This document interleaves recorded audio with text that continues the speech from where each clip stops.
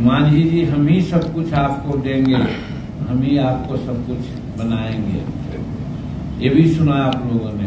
लेकिन एक निर्णय की घड़ी आ चुकी है हम लोगों के पास। इस वक्त बिहार की सियासत से जुड़ी बड़ी खबर आ रही है। जीतन राम मांझी ने बड़ा ऐलान कर दिया और कहा कि पूर्णिया में मुख्यमंत्री जी ने चिल्ला चिल्ला कर कहा था कि मांझी जी कहीं मत जाइए, हम आपको सब कुछ देंगे। लेकिन क्या दिया, अब फैसले की घड़ी आ गई है। तो जीतन राम मांझी के इस बयान ने बिहार की सियासत में खलबली मचा दी और ये कहा कि अब फैसले की घड़ी आ गई है, हम पर बहुत दबाव है और जल्द ही फैसला लेना होगा। कहा यह भी जा रहा है जीतन राम मांझी जो है वो अब नीतीश कुमार के खिलाफ आंदोलन करेंगे।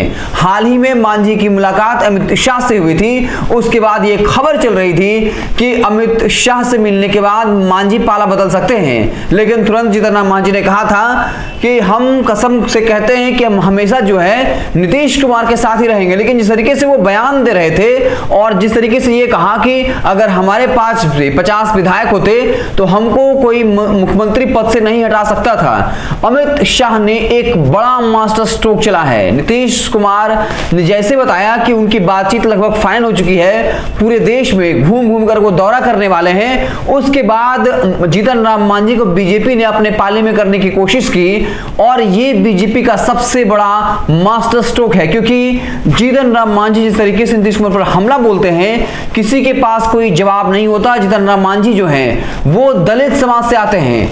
तो आपको बताते हैं कि एग्जैक्टली जीतन राम मांझी ने क्या कुछ कहा है, उसके बाद हम खबर का थोड़ा सा विश्लेषण करेंगे। जीतन राम मांझी ने कहा कि महागठबंधन में हम पर बहुत दबाव है, सभी कह रहे हैं कि हमारे साथ आइए।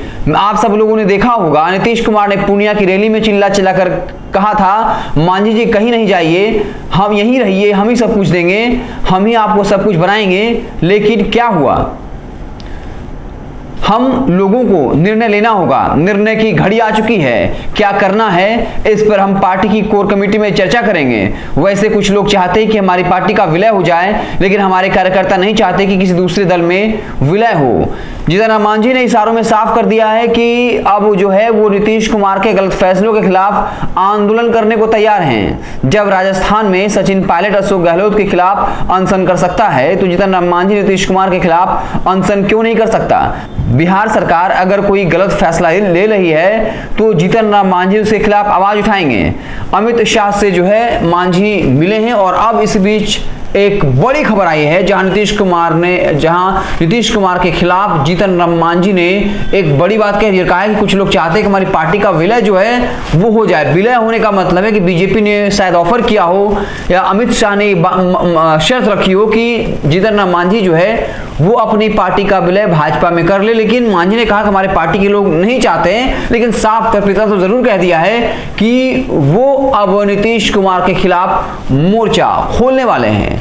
आपको क्या लगता है मांझी जी के इस फैसले से क्या कुछ असर पड़ेगा? साफ तौर पर आपको याद होगा कि नीतीश कुमार ने मांझी जी को मुख्यमंत्री बनाया था, लेकिन जैसे ही मांझी बगावत हुए, अपने मन से फैसले लेने लगे, तब जीतन राम मांझी से मजबूरन इस्तीफा ले लिया गया था। और उसी दर्द को मांझी ने कल परसों बयान किया कि हमारे अगर पास 50 विधायक अपना होता तो शायद मुझे कोई मुख्यमंत्री पद से नहीं हटा सकता था। और अब अलग अलग मसलों को लेकर नीतीश कुमार को घेरा जाएगा, दलितों के मसले पर घेरा जाएगा कि दलितों के लिए नीतीश कुमार ने कुछ नहीं किया।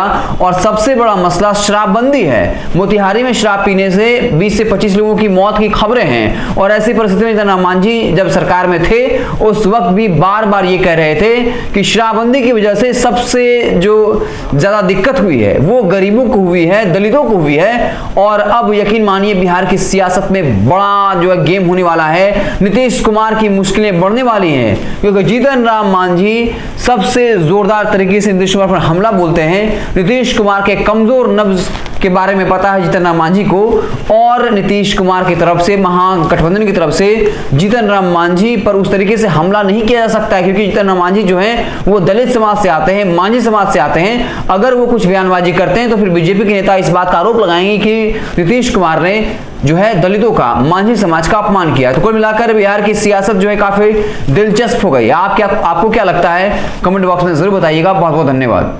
अगर ये वीडियो पसंद आई और वह बिहार के राजनीति और बिहारियत से सरोकार रखेनी तो सब्सक्राइब बटन दबा के चैनल के सब्सक्राइब कर ली। ओजे एगो घंटी बा, ओकरा बटन दबा देला से कुल सटीक और मारक खबर रुआ मुफ्त में मिल जाई। अगर रुआ पत्रकारिता के हमनी के नया प्रयोग में सहयोग कर चाहतानी तो ज्वाइन बटन दबा दी। पेटीएम नंबर नोट कर ली 9386816700। धन्यवाद।